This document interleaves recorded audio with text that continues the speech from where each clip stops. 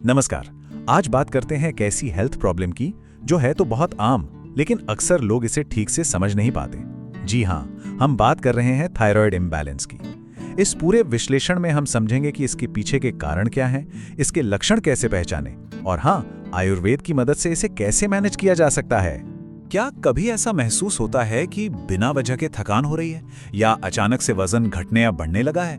देखिए, ये अनुभव बहुत से लोगों के लिए काफी जाना पहचाना है और अक्सर ये थायराइड से जुड़े सबसे कॉमन लक्षणों में से एक होते हैं। तो ठीक है, इससे पहले कि हम सीधे प्रॉब्लम और उसके सॉल्यूशन पर कूदें, ये समझना बहुत जरूरी है कि आखिर ये थायराइड ग्रंथि है क्या। तो देखिए, थायराइड हमारे गले में एक छोटी सी तितली के आकार की ग्रंथि होती है। इसका काम बहुत बड़ा है। ये हमारे शरीर के मेटाबॉलिज्म को कंट्रोल करती है। मतलब हमारी बॉडी कितनी तेजी से काम करेगी, हमारा वजन कैसा रहेगा, एनर्जी लेवल क्या होगा, ये सब कुछ यही तय करती है। आसान भाषा में कहें तो ये हमारे शरीर का एक तरह से इंजन है।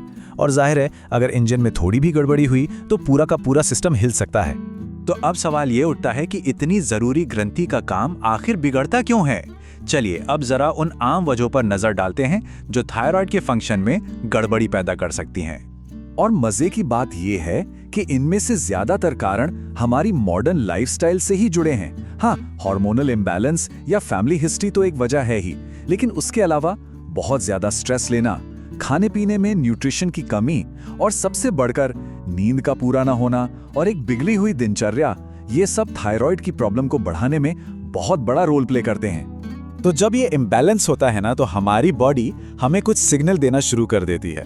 चलिए अब देखते हैं कि वो कौन से लक्षण हैं जिन्हें पहचानना हमारे लिए जरूरी है। इन लक्षणों पर ध्यान देना बहुत जरूरी है, जैसे वजन का अचानक से बढ़ना या घटना, हर वक्त थका थका महसूस करना, बालों का झड़ना या फिर हाथों का कांपना।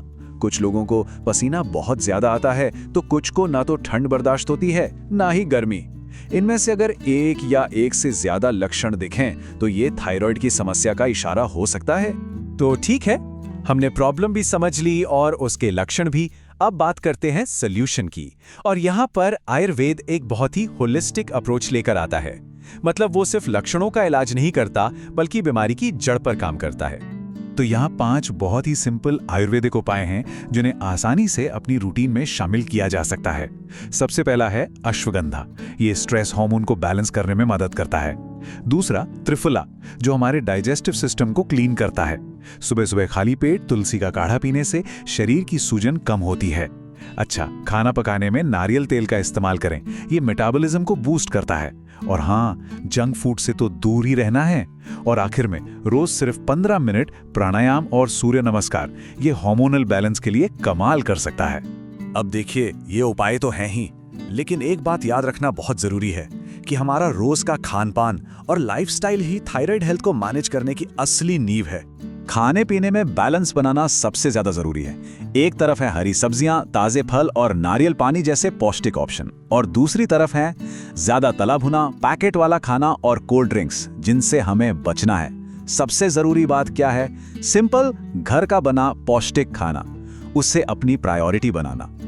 और खाने के साथ साथ लाइफस्टाइल में भी कुछ छोटे छोटे बदलाव बड़ा फर्क ला सकते हैं। जैसे सोने का एक पक्का टाइम बना ले, रोज थोड़ी देर टहलने जाएं, स्ट्रेस को कम करने के लिए कुछ एक्टिव करें जैसे मेडिटेशन या कोई हॉबी अपनाएं। और हाँ, सुबह की थोड़ी सी धूप लेना भी बहुत फायदेमंद है। चलिए अब आते हैं इस पूरी बातचीत के सबसे जरूरी हिस्से पर। ये एक बहुत ही महत्वपूर्ण चेतावनी है, तो इस पर खास ध्यान दें।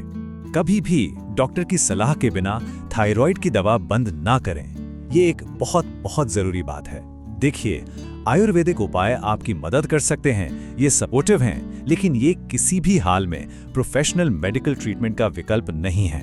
तो इस पूरी बातचीत से ये तो साफ है कि थायराइड को कंट्रोल करने में नेचुरल तरीके और लाइफस्टाइल में किए गए बदलाव एक बहुत बड़ी मदद दे सकते हैं। पर याद रहे, ये तरीके प्रोफेशनल मेडिकल केयर को सपोर्ट करते हैं, उसे रिप्लेस नहीं करते। और ये हमें एक जरूरी सवाल पर लाकर छोड़ता है, क्या बेहतर सेहत का राज मॉडर्न मेडिसिन और हमारे पारंपरिक ज्ञान के इसी बैलेंस में छिपा है?